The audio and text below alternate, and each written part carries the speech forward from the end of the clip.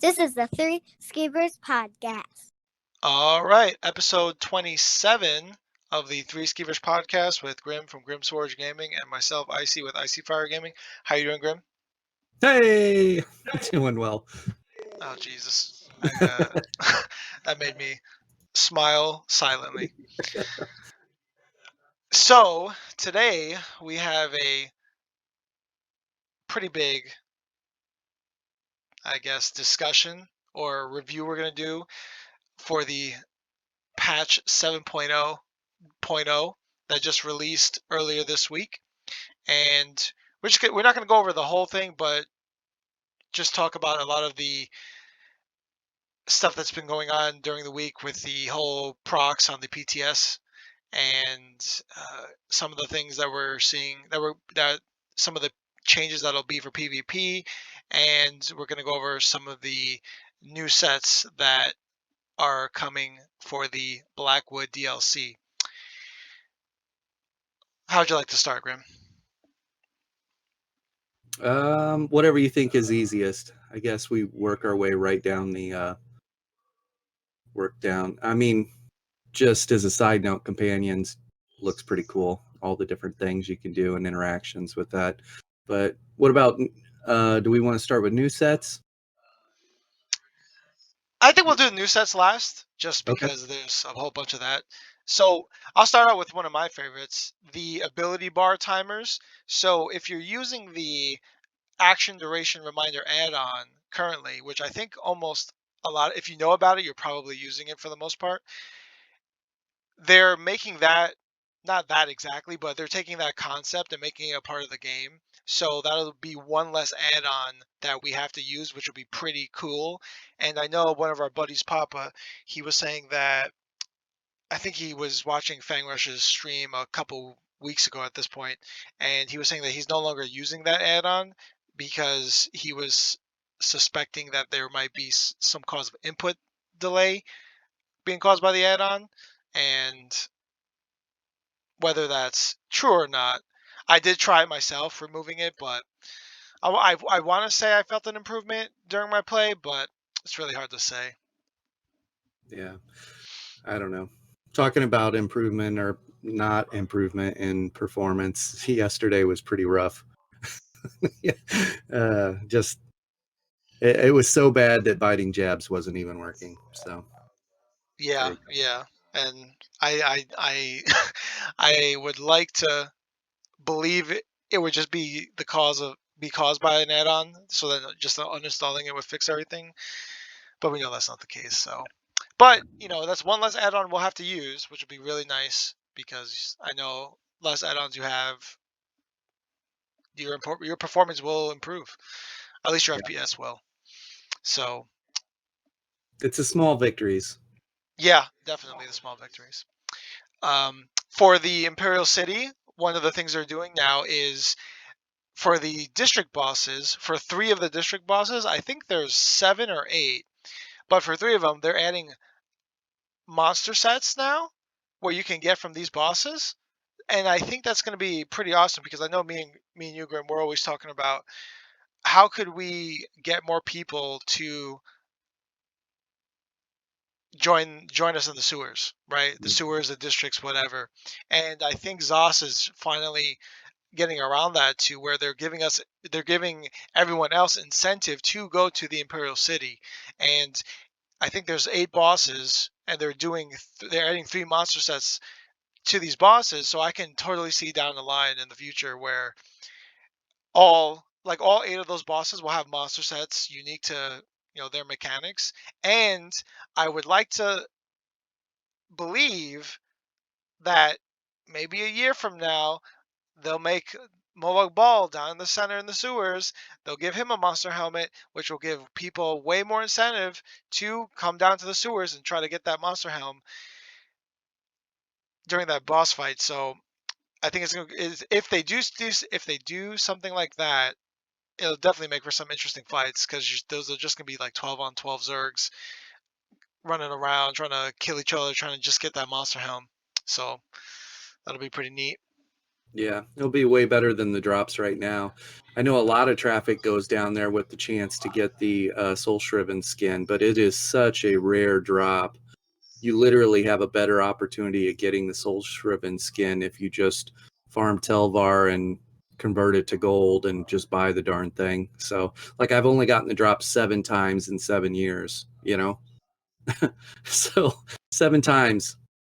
7 times once a year you get that drop, and I spend a lot of time down there. So I feel like I've seen that skin drop with the people I've been hanging out for like the last month or two, a couple times. I think at least I've seen 4 drops in the last 2 months.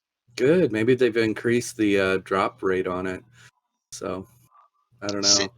I It's hard think to. that's better. Oh yeah, for sure. And I don't know why, but why don't they make announcements like that instead of just doing stealth buffs? Yeah, Like even when they nerfed the range, the detection range on the banners, I don't think anybody knew about that except us. yeah. Because we know that the radius is really huge, but now it's so small. It's just like, well, wait a minute. We can crouch behind these banners a lot closer now than we were before. Yeah, So and the sound detection too, right? You can't hear them the way you could before, and there's like a handful of them, or they're bugged out in the sewers still, like really bad bugged out, like stealth.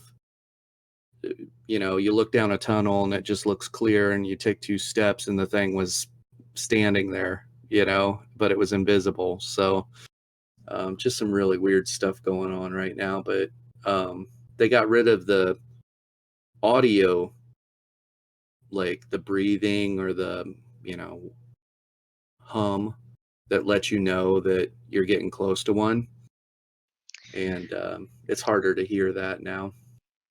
But I, I going, going back to Molag Bal, like at least you could do for Molag is double or triple the drop reward for him. Like, look at what you have to go through to get to that moment where you fight him, and then after you have to beat 3 portals, and there's like 3 stages at each portal, and then each one of them summons a random banner. Yeah, beat all them, and they can all individually be fairly dangerous on their own. I like to do hard mode and pull them all at once, and play that game because it's fun. But to do all that, then to kill Molag Bal and to get 4 gold, like, come on. I will say though, I feel like it's less about the gold and more about the Telvar when you're down there, because I know we all joke, oh, what'd they get? Oh, 2 gold, 6 gold. Oh, lucky you. But if it's just say me and you doing it, I mean, we're getting like what, like 1,600 Telvar, Right. like certainly over 1,000, and that's worth it because we're getting about like 800, 1,000 per each banner that we kill, and it's 3 banners and then the boss, so we're making 4K Telvar each. Yeah. I think that's what it's more about, less so about the gold. But still, to your point, it's an insult when we get 1,000 gold or 1,000 Telvar, for depending on how many of us are there, and then we get 6 gold. Like, why is it 6 gold for how gigantic of a polygon or character that Molag is, and we get 6 gold? Like, what the heck? You literally get more gold saving some farmer's wife from a burning house when you're doing PvE questing. you know, And and Please, and still, adventurer, save my wife. She's in the burning house. Here's 12 gold. and especially when you check the cupboards and you take everything inside when you save it. Yeah. Hey, that's why your leisure main is capped out. They won't even know what hit them. You'd be like, I don't know. Everything must have burned up. Hey man, gotta hustle, gotta hustle. So that covers those 2 things. And for PvP, they're adding a new buff, or not really a buff, but a new condition now to Battle Spirit, where health recovery is being reduced to 50% in PvP zones. How do you feel about that, Grim? Because that makes me uncomfortable. I mean, you and I were talking about it earlier, and I think let's baby steps, right? That should start out at 25% and then go to 50. So That's my thoughts on it. Like, we don't have to immediately go to 50% on it. Yeah, because I know they were suggesting in the patch notes that we know that health recovery is like a big thing, and this and that, which I could agree. Yeah, it's really nice when people are stacking it like crazy, but incremental changes, man. That's what I would have preferred. Maybe, 25%, maybe just 10%. And then you just adjust it each month. So say when Blackwood drops, we say, okay, we're doing a 10% reduction on health recovery. See how it goes. Okay, the whole month of June goes based on what we've seen and all the analysis, whatever the heck they do over there. We're still not seeing the improvement that we want. Okay, bump it up to 20%. And then just, monitor it like that over a month and everything. And then, say by 30%, it's like, okay, 30% is a good number where we want this is like a much more healthy environment for PvP play in terms of what we want health recovery to be at. And then problem solved essentially. But 50%, man, that's going to be a huge hit. At the end of the day, the people that are really, like, I have a 10K health recovery build out there. It's called the Anthrax 3.0. That's a lot of health recovery, but I'm not out there in BGs or in Imperial City killing people on that thing. I'm not a threat. That's a build that questers can put on and just be super freaking annoying to try and kill 1v1 or gank them, and they can run around and do their quests. So those builds are not the problem per se. So the problem is the proc set, situation. So they could easily do 25% and call it a day, and those people aren't out there hurting people. Yeah, yeah. And I guess since we're talking about health recovery, it also made me think about eternal vigor. They're removing the line of max health on it, and I know the set's really good, but I feel like that. I feel like the line of max, if it's essentially pure stats, obviously eternal vigor is a condition. I feel like it would be acceptable to allow a second, fifth line based on what type of armor it is. So we'll say if Eternal Vigor was a stamina, like a medium armor set, and it was, essentially almost a flat stat or just like a very stat based condition thing, then yeah, give it a line of max stamina, right? So since it's a heavy armor set, the max health thing would make more sense to me. But I guess people are just complaining so much about Eternal Vigor that they're figured let's just remove the line of max health. It doesn't need to be there anyway. So I don't know.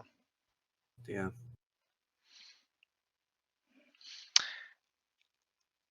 That covers all that. So do you want to talk about the proc insanity that's been going on the last couple days or the last week by the time this Yeah. airs?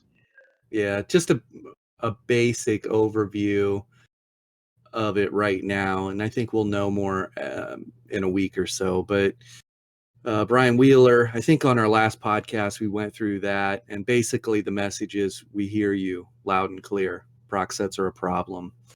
Okay, and then they talked about how these are going to now scale. And what was the sentence, or what was the quote, Icy? You won't be able to achieve run these without,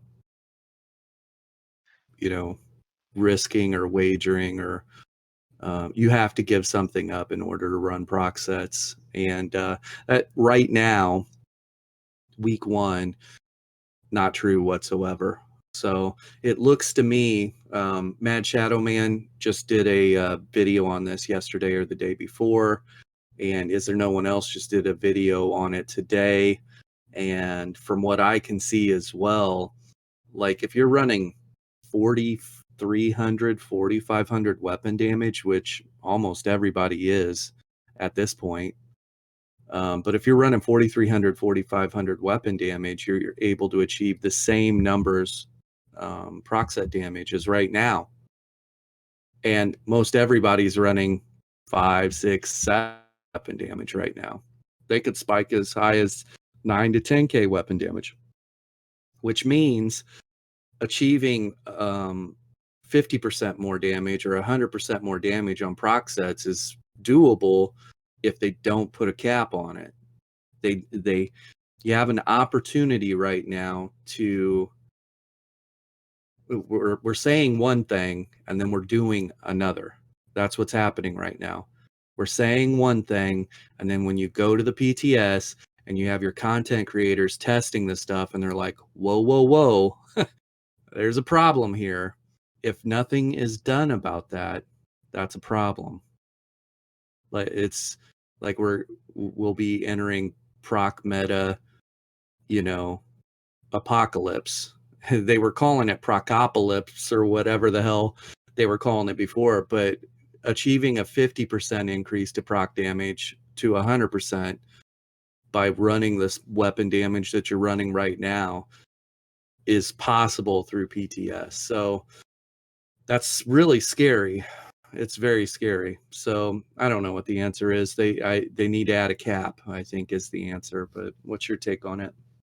So, do you think they should raise? Because I think they said 5,400 weapon or spell damage would give you the current amount of proc damage that we get pre-Blackwood. You think they should raise that to say just by 1,000? So like 6,400 weapon damage? You think that would be all right? Yeah, I would. So if you do that, it's still possible to achieve higher. Like, let's take a Stam DK. Most Stam DKs stack weapon damage anyways. They're going to be at 7, 8, 9K weapon damage anyways. So this is only going to make them stronger, right? It's only going to make them stronger. They're currently using those proc sets and hitting 7, 8K weapon damage. Now, if assuming nothing gets changed, running the same setup they were before, their proc will do 50% more damage, or 100% more damage. I don't, not without doing the math, but it's going to hit considerably harder, and that's a problem. So they need to put a cap on proc set damage. Make it 5K. You can't do more than 5K damage to a player, using this proc set. That's the cap. Or make it 6K, whatever. Put a cap on it and just call it a day. I don't know. Yeah, I like that condition. 5 or 6K on a player. Yeah. Yeah, because the tooltip will read, if it's hitting a player for 6K, let's just say the tooltip says 12K still. So the PvEers are still getting their 12K proc or whatever. I'm not trying to ruin PvEers' lives. And I saw a post earlier today. It was on Is There No One Else's video. And somebody was like, it's always PvPers trying to ruin the PvE environment. It's the smaller PvP community that is ruining this game. And I'm like, it's such an interesting view or standpoint. That's a true Mhm. PvEer that 100% believes that. But then Is There No One Else went through and listed like 10 different ways that guy is wrong, and just factually set him down. But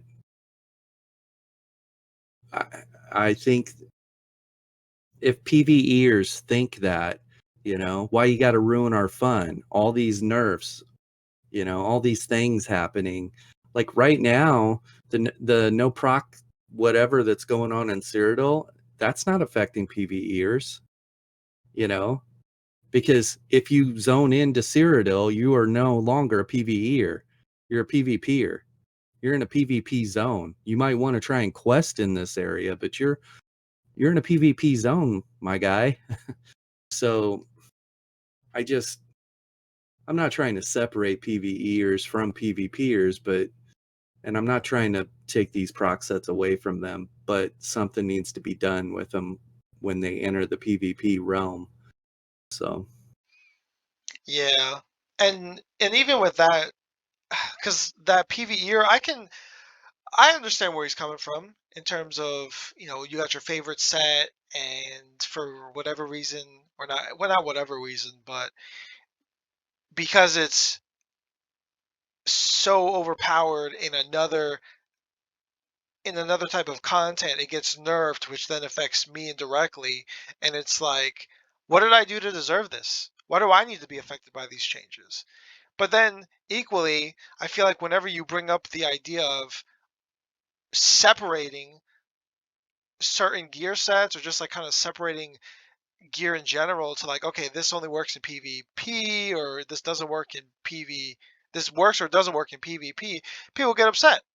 Yeah. Just the idea of separating the content that drops or where you get it and it only be usable in those things, people always complain about it, which just seems absurd to me because I can't even think of a game that does PvE and PvP together well.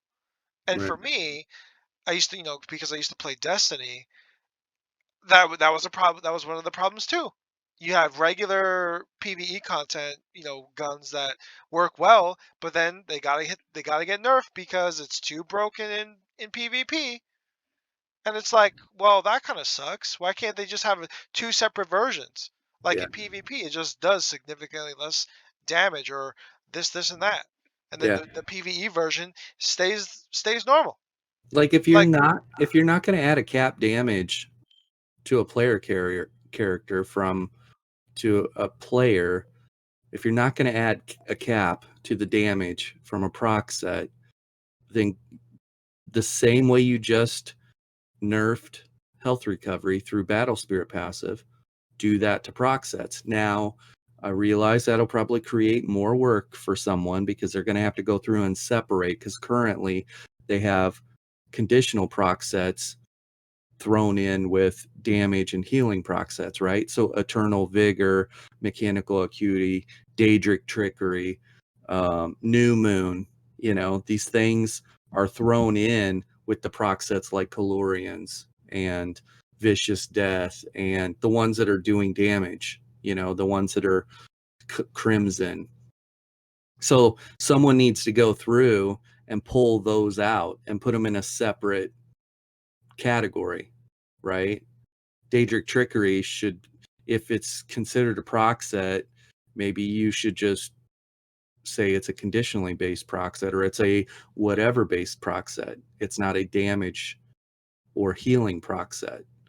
And somebody needs to go through, grab all those and put those in a separate folder.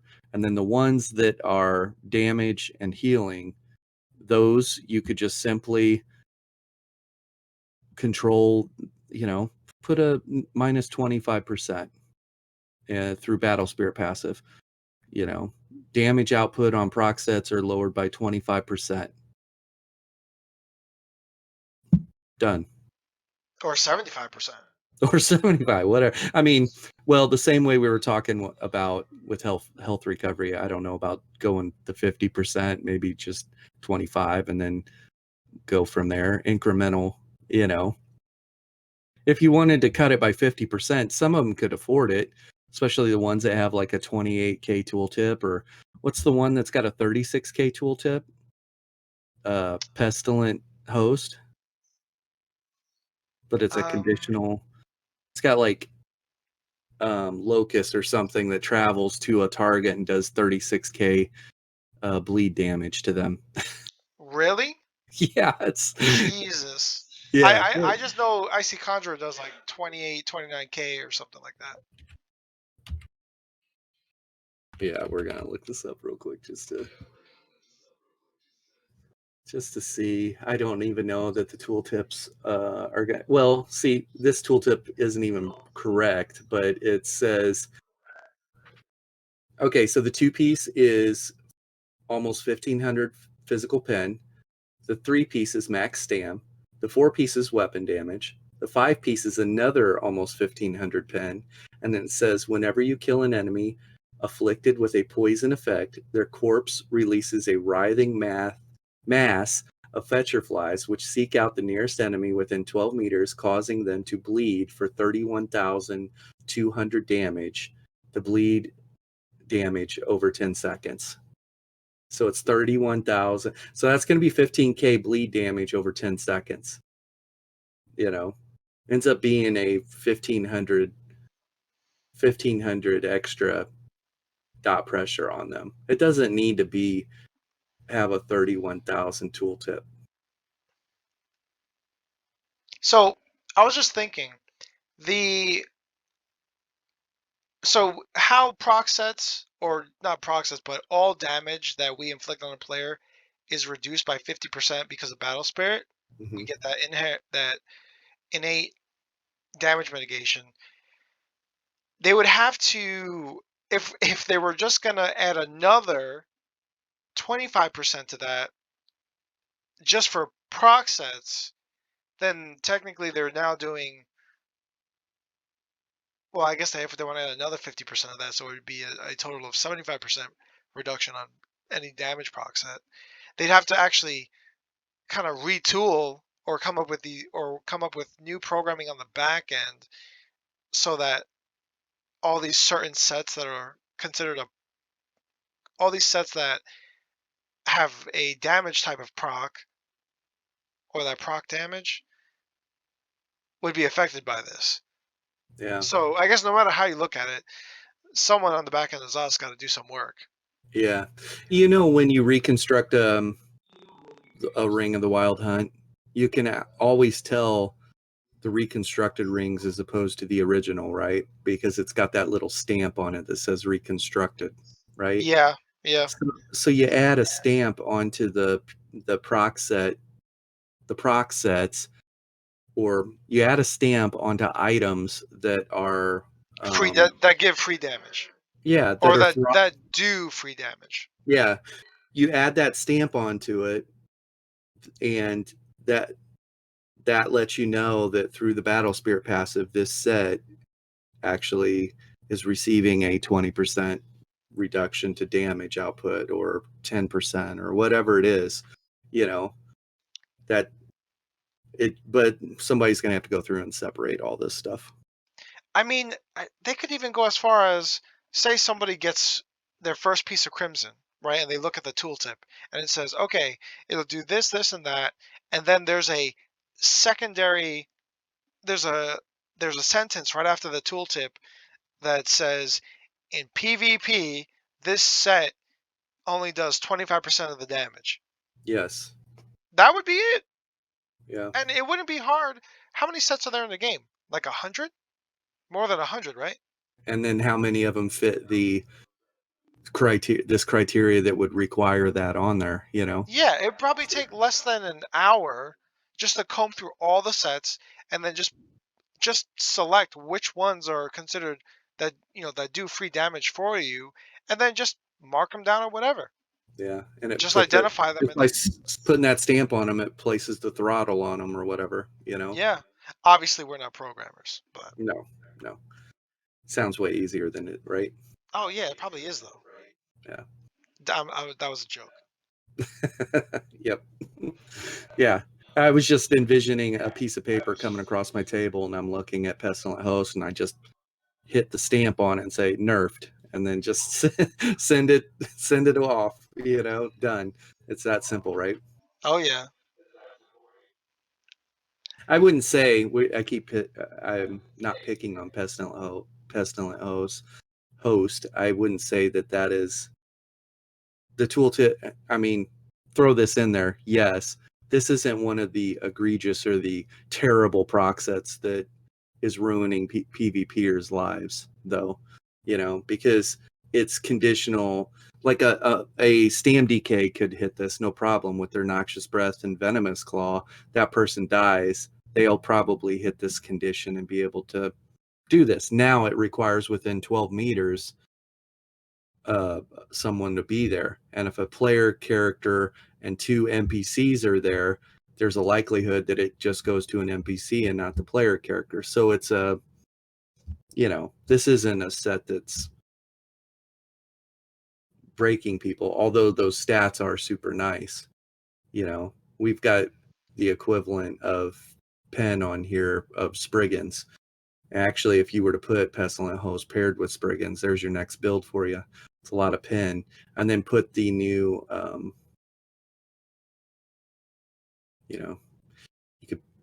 you could do something really bit dangerous with that. Yeah, for sure. But I guess at the end of the day, it's only week 1 of the PTS patch notes. So we'll see if this actually goes through Mhm. in about a month and some change, because I think it'll go live June 1st-ish or whenever the Blackwood DLC drops. Yeah. And They I have guess a it's lot of eyes on them, and they have a lot of content creators that are providing them with very helpful information, letting them know this can't go live. I'm interested what to see what they do. what do you think the message is going to be if this does go live, and no matter how many people have made videos on this, it still goes live? What do you think that's going to say to the community? Don't swear. uh, I give them the benefit of the doubt. You and I had already talked about this before, but they're successful with what they do, and we don't know the inner workings or how long it actually takes. This is a big machine, and maybe it takes a little bit more time and effort to steer the machine than we think. So if a month and a half or 2 months of PTS testing is not enough time for you to make corrections or make a pivot, um, and it doesn't really matter what everyone comes up with, and that's why we've had our previous track record, people noticing and saying this cannot go live, and yet it still does in the past. That's why I don't have high hope. It's because their track record, and I want them to prove me wrong. I'm not trying to be a negative Nancy. I'm just speaking fact. The track record, actions speak louder than words. And we've had content creators point and say this can't go live. This is a major problem. And then it goes live, and 6 months later, 8 months later, a year later, it's still in the game and a problem. So, but like I'm saying, if this machine is so big and it takes time to turn, then you need to make the PTS 5 months, or you need to make it 6 months in advance. Do a month or two window, 5 months out or 6 months out. Now that changes their business plan probably, or their work schedule. Maybe they're not even ready and they're working on the thing right up until launch, which is 100% possible, but they need to get a PTS out to people further, so that way when you have a workforce of people that care about the healthiness of this game, the overall health of the game and PvP environment, trying to guide or trying to give advice and providing guys like Is There No One Else and Dan Unified Gaming, Mad Shadow Man. You have content creators providing their feedback with video proof of problems. And if nothing's done about it, then it doesn't look good. Why even do a PTS? So you could put it on your list and it's going to be done next year.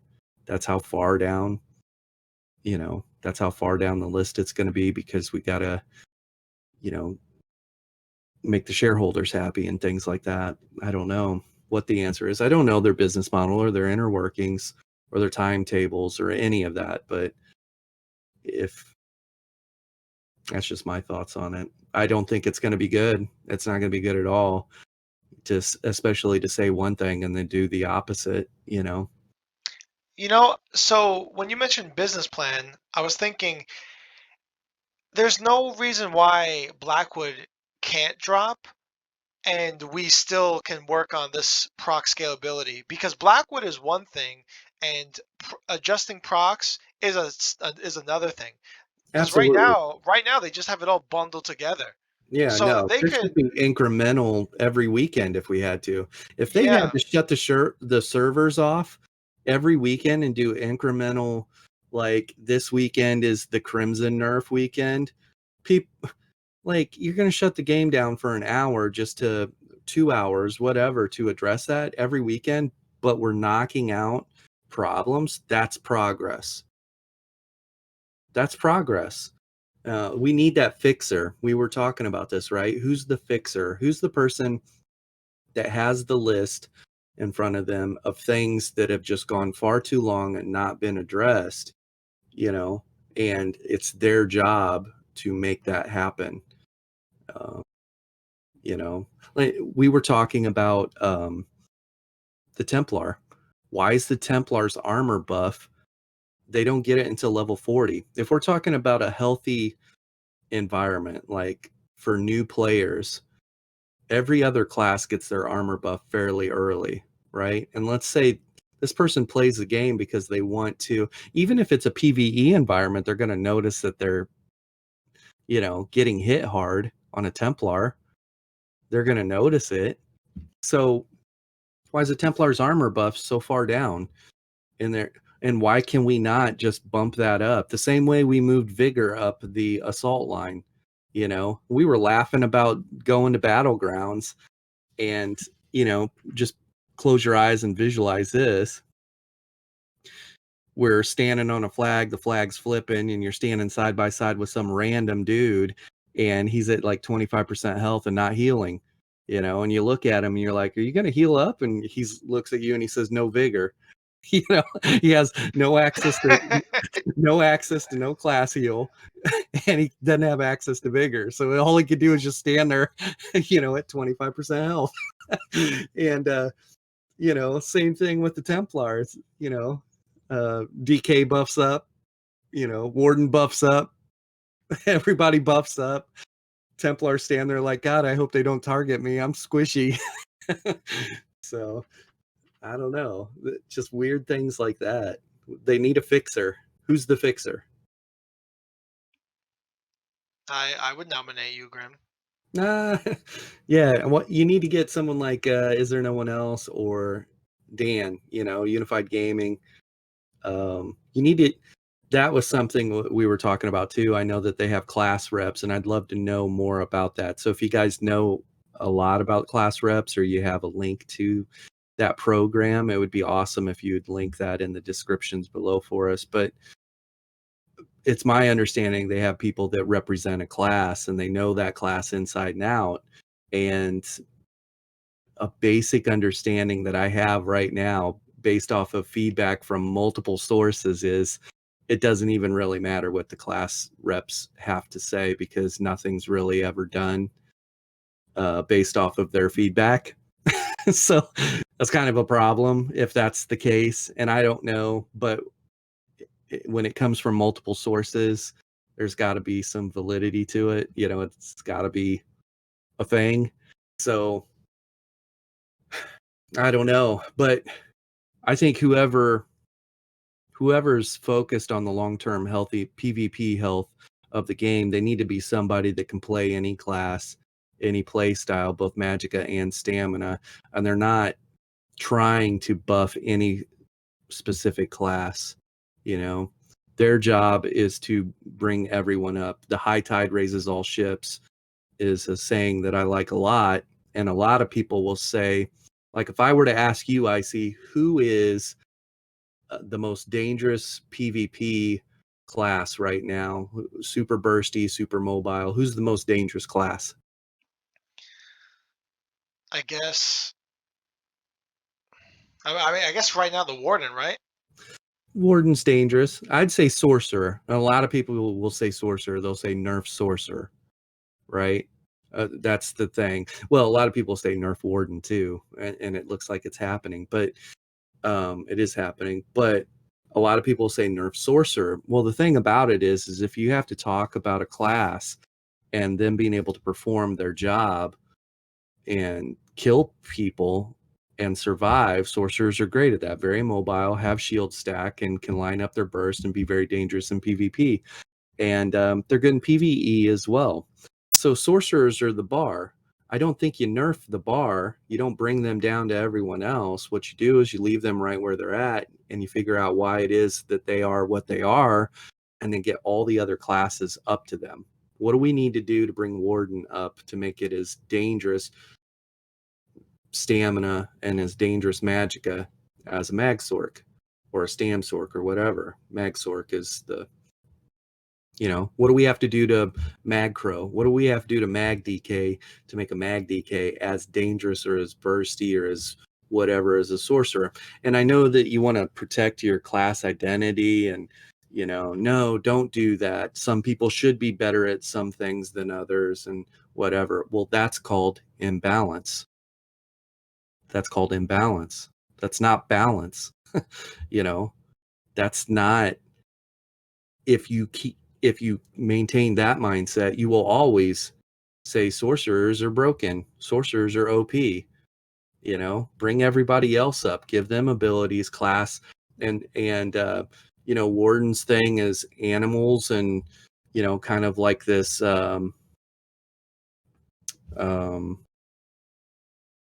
nature. And why Like a can't tree hugger. well, yeah, why can't I think of the class? It's a common class in like a warlock, not a warlock, but a I just can't think of it, but in WoW, they have this that can transform into a lion, can transform into, anyways, that class. You can make the abilities somewhat similar functions or similar passives or similar, you can add these things to these classes and make it to where they can compete with a sorcerer's burst or sorcerer's mobility. And that class would still feel like it's a warden, wouldn't feel like it's a sorcerer, even though that we were adding things, functionality, or buffs or whatever to bring them up. So I think that needs to happen and the fixer needs to do it. And I think that class reps might not be the way. The way is somebody that understands every class and they can go through and tell you why the sorcerer is, and then what needs to happen to every other class to bring them up in healing in every role too, not just we're going to try and match damage of a sorcerer on every class. Let's try and do that. Let's try and match the burst potential of a sorcerer on every class. And that might sound a little scary, but we shouldn't be lowering the bar. We should be raising the bar. And some people will say, well, that's called power creep and that's dangerous. Well, not if it's done through class abilities, because it's different if it's done through gear and tooltips and things like that. But if you're just in your class ability, you're giving them the abilities to be able to hang at the time when they need them to compete. That's better. So there's class balancing, has always been a thing, will always be a thing. I don't know. Ranting. Yeah, you think we've beaten the horse enough yet? I just really hope it doesn't go live. We'll leave it at that. Yeah, I really hope it. I really hope I'm not proven wrong, because I like to think that it's week 1 and no, this is they're gonna adjust it, but oh boy, it'll be interesting to see what happens in a month from now. So Yeah, you did have a good point. Why bundle this with Blackwood when you could do this anytime? yeah, I mean they do maintenance every Tuesday Yeah, ish for the most part, so they could easily just roll it out on a every 2-3 weeks and just yep, monitor improvement like that. So yep. I'm all for that. yeah. Okay, new sets. You ready? Ready. So Frostbite Overland set. Line of spell damage, spell crit, spell damage, and increases your damage done with frost abilities by 6%, increases your damage done against chill enemies by 4%, and increases your damage done against enemies afflicted with minor brittle by 2%. I think this is going to be great for wardens, naturally, and I think it's going to be pretty. I've got a nice Freya build from God of War, where she's running all ice abilities and stuff like that. So I think I might use this Frostbite set, maybe in conjunction with that set from, I think it's Eastmarch, Ysgramor. I think it's one of his sets that increase your damage with frost abilities. So Yeah. pairing those two together might be pretty good. Oh, that'll be At least, fun. yeah, at least for PvE. At least for PvE. Yeah. I picture that being paired with Winterborn, on a Warden or on a whatever. Yeah, yeah. that could certainly be done too. Second set, Deadly Assassin, weapon damage, max stam, weapon damage. And then the fifth line, dealing damage to an enemy within 10 meters of you with a heavy attack causes you to throw a cone of knives, dealing physical damage to enemies hit. If an enemy hit has 50% health or less, they take additional bleed damage over 13 seconds and scales off the higher of your weapon or spell damage. Oh, Lord. Sounds really cool, but I don't want to see this in the game. Like, okay, I want to see it in the game because I'm going to put a build together with it and exploit it.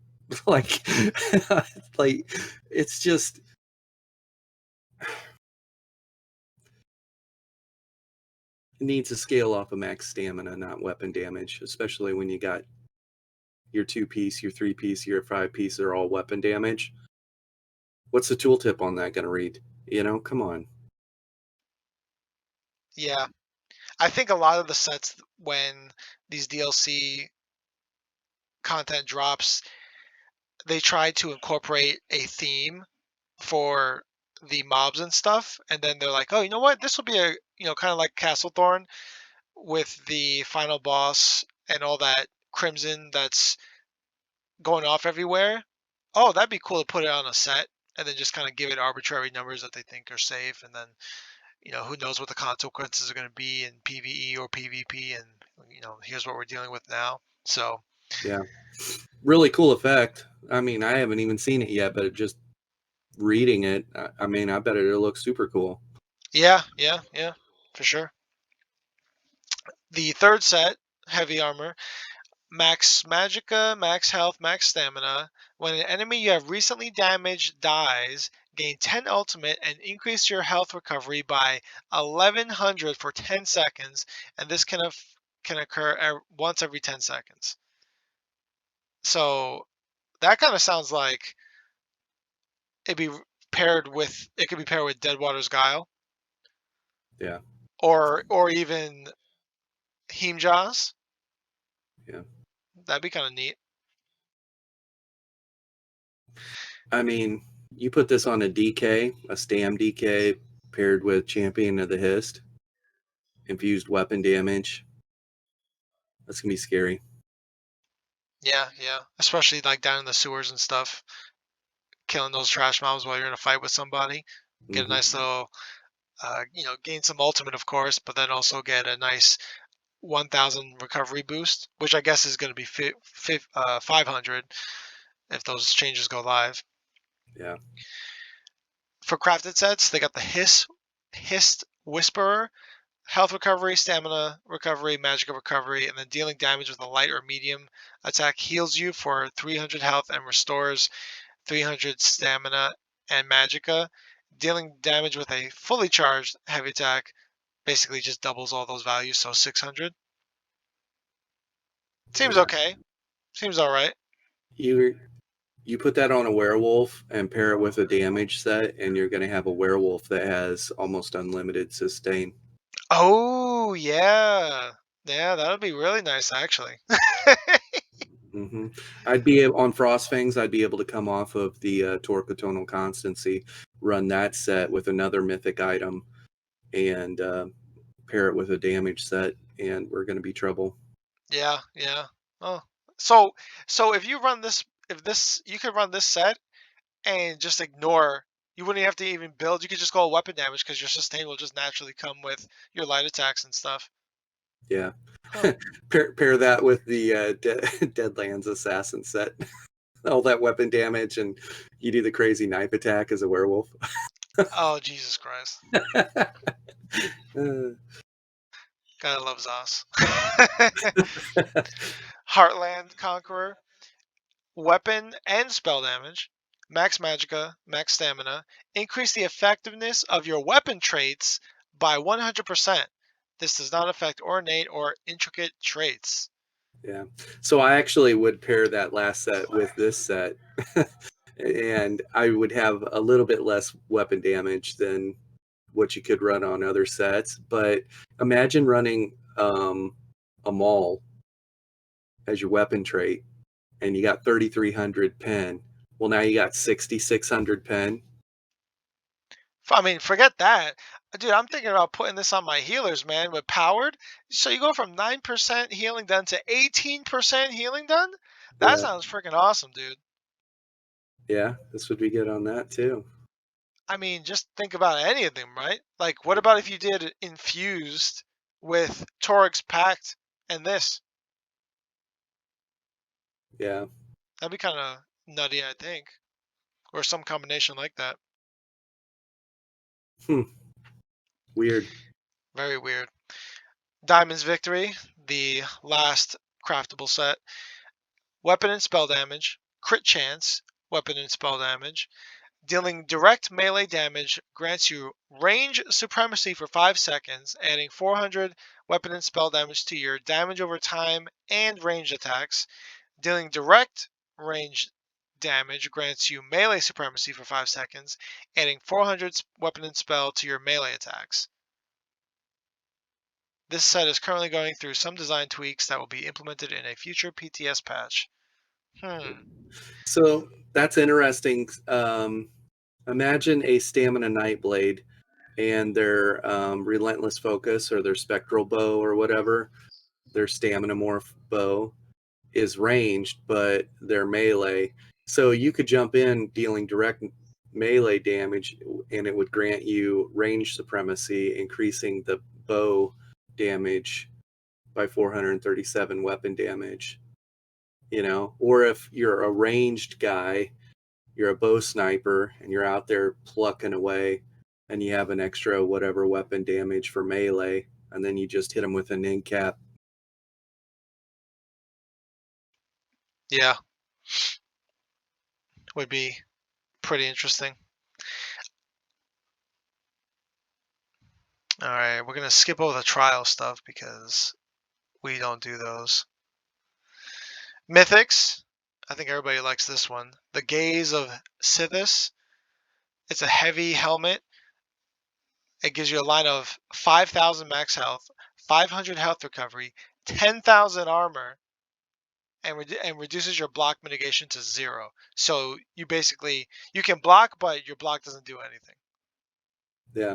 So you could do this, and as soon as you do this, just run a combination of well-fitted and in-pen, and just dodge roll more.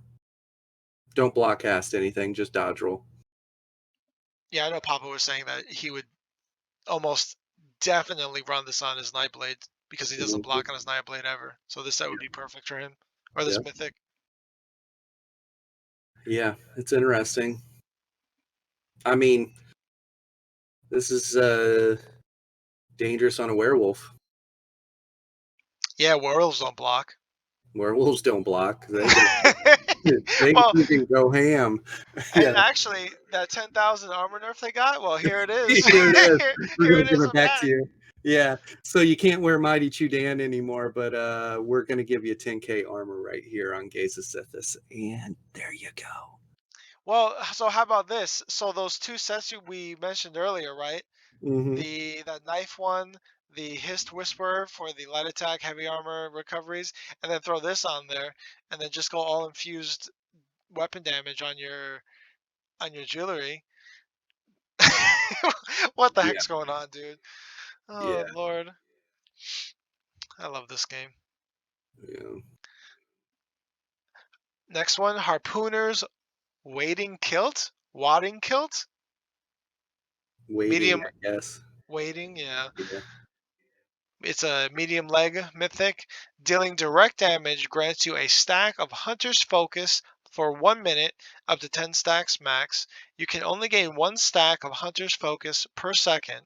Each stack of Hunter's Focus increases your critical chance by 119 and your critical damage by 2%. So I guess 10 stacks would just be, 1,000 more critical chance and 20% more critical damage. And taking direct damage removes 1 stack of Hunter's Focus.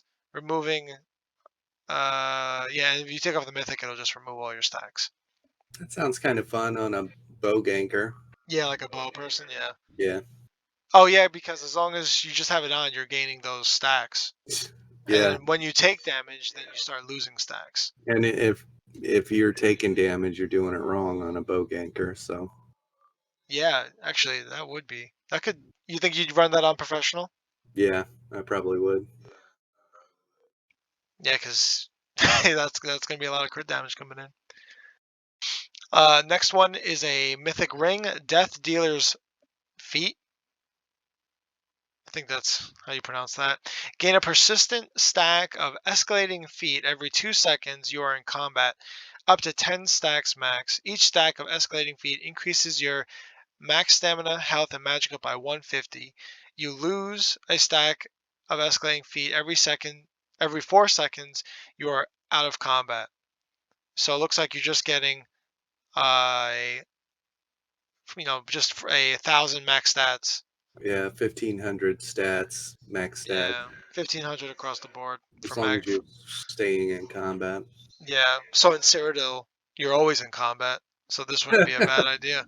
Right. Yeah, you can never mount. They need to have a major expedition at all times while this Yeah. is. I mean, this does sound kind of interesting. Maybe I run this in a BG, since we're always in combat, so you're getting a free line of max stats everywhere, you know? Yeah, it'd be like running a 3-piece trainee. Yeah, yeah. But now it's just all bundled up in the one ring. Mhm. Would be interesting. One ring to. I don't I, even. I couldn't think of anything clever either. Last one is a Mythic Necklace, Shapeshifter's Chain. Reduce the cost of your transformation ultimate abilities by 15%. While transformed, increase your maximum health, stamina, and magicka by 1,200. I think there's a developer comment. Whatever. I'm just gonna ignore that. Let's see. Yeah, I think that's it. Yeah, so we got some mythics. We got four new mythics. We got four new sets of trial gear, which we don't really care about. 3 new crafted sets and 3 new overland sets. Yeah. Gonna be fun if we're still playing. Did they say? Did they say who these are attached to? Is that Gaze of Sithis? Who's? What do you mean by attached to? Is it just a random drop on district bosses, or who do Oh you? no, that's a mythic. That's a mythic. Oh, okay, gotcha. Yeah, Gotcha. so you gotta do some work for that one. Yeah. So where's the stuff that incentivizes Imperial City? That would be the new monster mask section. So I can go over those real quick. So one of them is Zol the Ever Wakeful, which I think is that Watcher one that likes to spin erratically, and everyone always gets all up in a bunch because it throws all that lightning everywhere, and people usually die to that. Yeah. So it's a 1 line of max stam, and then when you break free, you release a wave of Watcher energy, causing enemies within 8 meters of you to become feared for 3 seconds. You also gain 34 weapon and spell damage for each enemy hit, up to 6 enemies for 7 seconds. That seems kind of cool. Yeah. You know what? I could see you putting that on Kratos to kind of simulate his Spartan rage. So when Yeah. he breaks free, people get feared and stunned, and then he also gets that burst of weapon and spell damage. Oh, yeah. That would be cool. And then pair Yeah. that with Himjaz, Yeah, yeah. Malakat. Just for thematics, of course. Yep. The next one is Emulator Char, which I think is the Ogrim boss. It gives a line of armor, a line of max health, so that's cool. It gives you 2 things. When you take damage while below 50% health, gain immunity to all CCs for 10 seconds. And this can occur once every 40 seconds. Seems pretty cool. Seems alright. What do you think?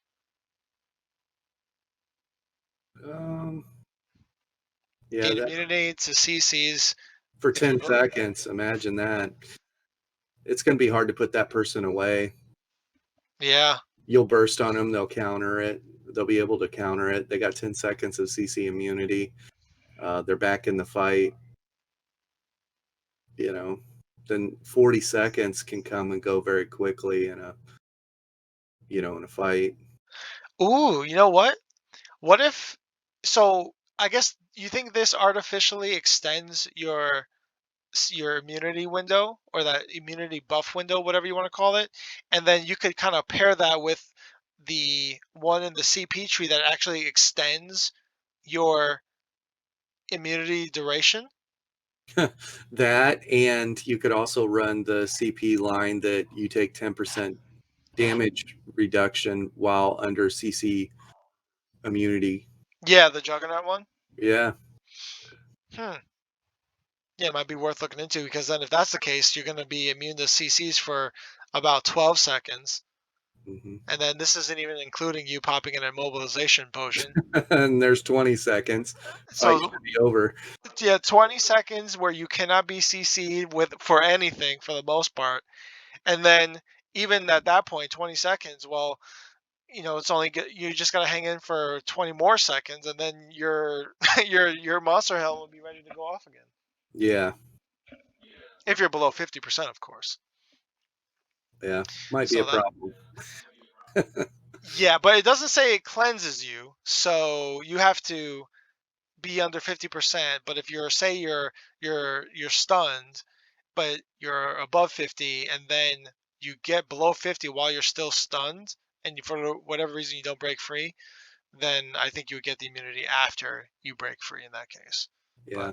That's what I wish the PTS, I would like to see somebody put a build together specifically for sets like that where like you and I are on the fence about, like, I don't know, that might be a problem, and then turn around and jump into PTS and make it a problem. Like put a build together and then turn around and run it through the ringer and say, yeah, it's definitely a problem, or no, it's not as bad as Not as bad we thought. yeah. Or as it reads. Yeah, and I think that's why they put for sets that they believe would be used for PvP, that's why they put that like those really huge timers like the Phoenix set.